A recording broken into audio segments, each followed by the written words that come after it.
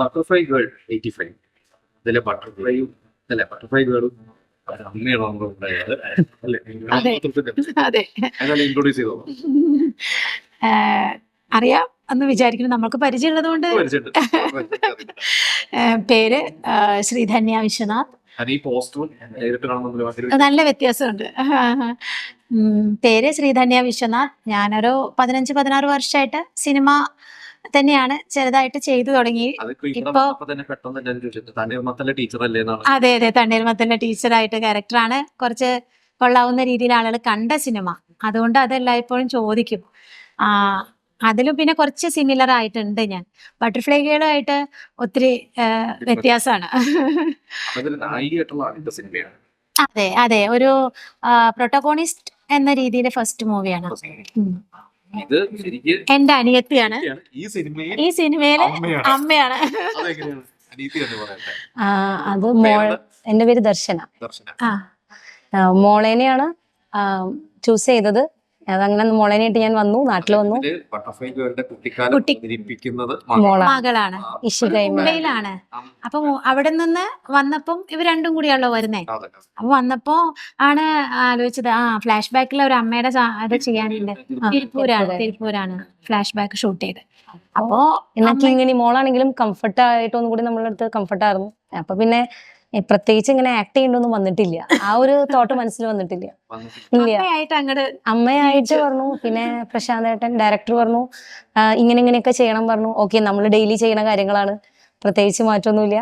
അപ്പൊ അതിനുവേണ്ടി ഇങ്ങനെ ഒന്നും വർക്ക് ചെയ്യാൻ അങ്ങനൊന്നും വേണ്ടി വന്നില്ല, സിമ്പിളായി പോയി.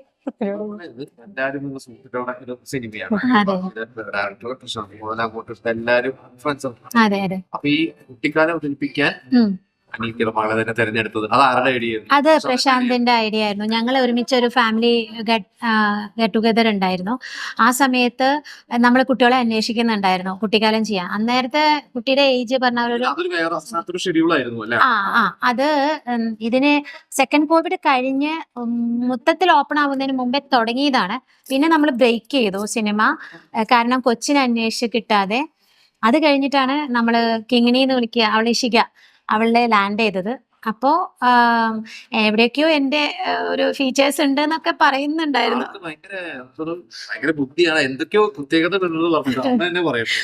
ഇതൊന്നും പറയാൻ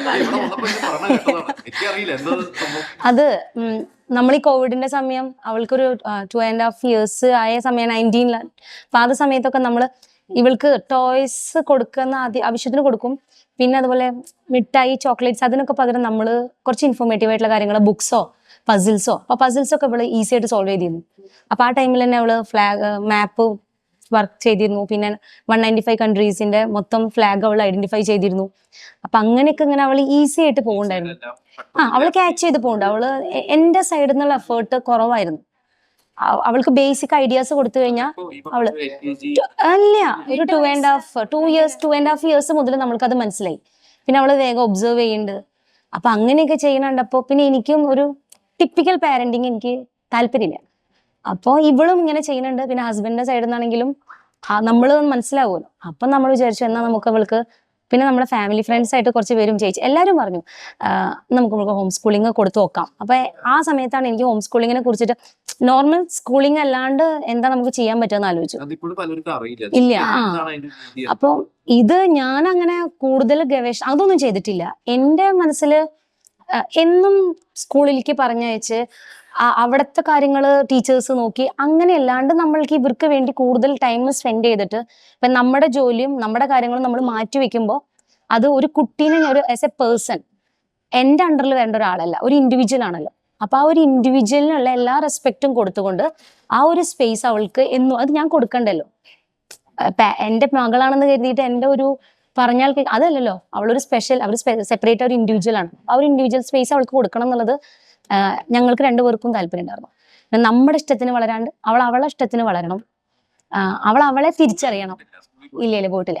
അവൾ അവളെ തിരിച്ചറിയട്ടെ വിചാരിച്ചു. ഇപ്പോൾ 8 വയസ്സ്.